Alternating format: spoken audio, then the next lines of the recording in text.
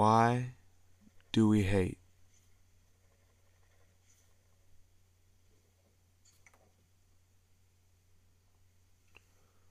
Why do we love? And why is it that in our struggles we always look above, staring into an endless sky for answers or for someone to blame, a scapegoat? Every rain feels like God's teardrops on my raincoat.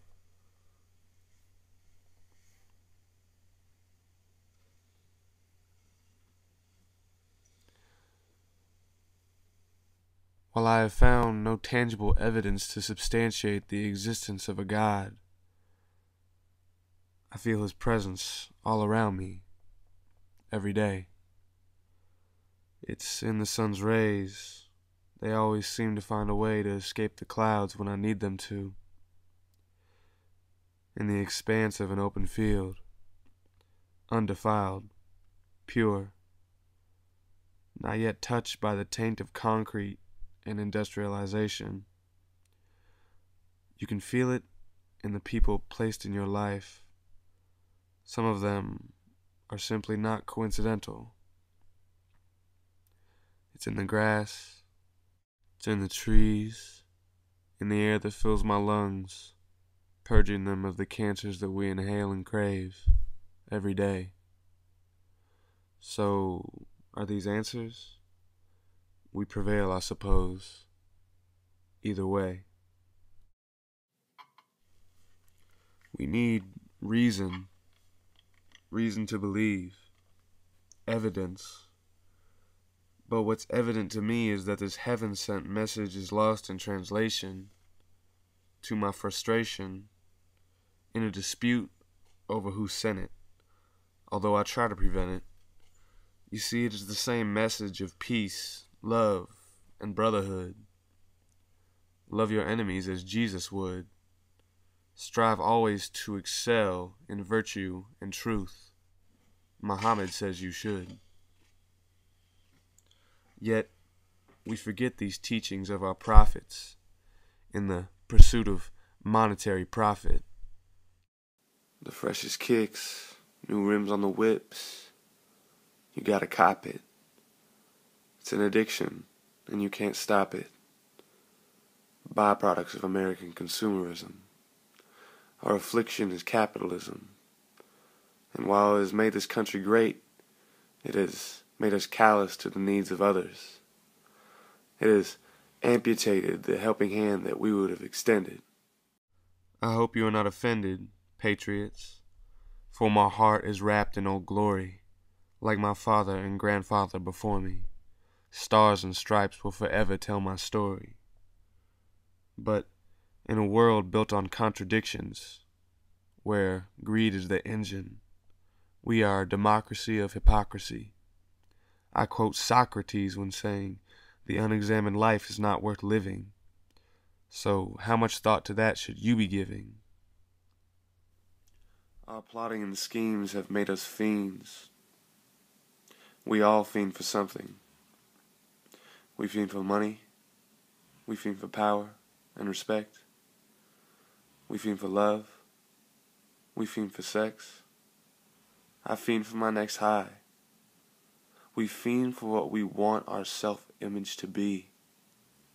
Most fiend for success. And those who do succeed become shining stars that we admire from a galaxy afar. And the rest of us become consumed by the black hole that is the American dream, shot out into some distant universe of minimum wage obscurity, each one a stepping stone for something bigger than themselves. Yet that's what everyone wants to be.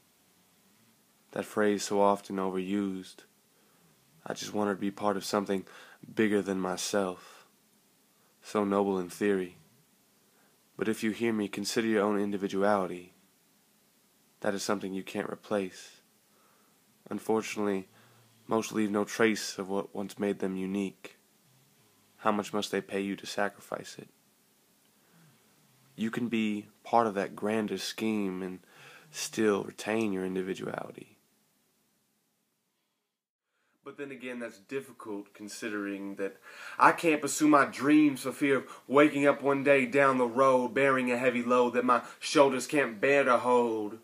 And I just sold my car to pay for shoes on my baby's feet, my independence and freedom trapped somewhere beneath the mountain of student loans and the second mortgage on my home. I want to go back, but I'm afraid it's just too far gone.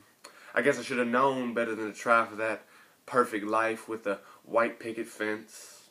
And I done got like 3 speeding tickets since last month, trying to jet from one part-time to another, and all the while trying to support an alcoholic brother. But even though every time I ridicule him, I feel like the biggest hypocrite, because between me and him there's little difference, because I'll still drive drunk, tripping high, any combination of the three, dealing with these demons within me, because I was raised in a culture where those things are glorified and those who do not conform are crucified, and the second leading cause of death amongst teens is suicide. We're trying to live in this world, but it's do or die. These black clouds fly close to you and I.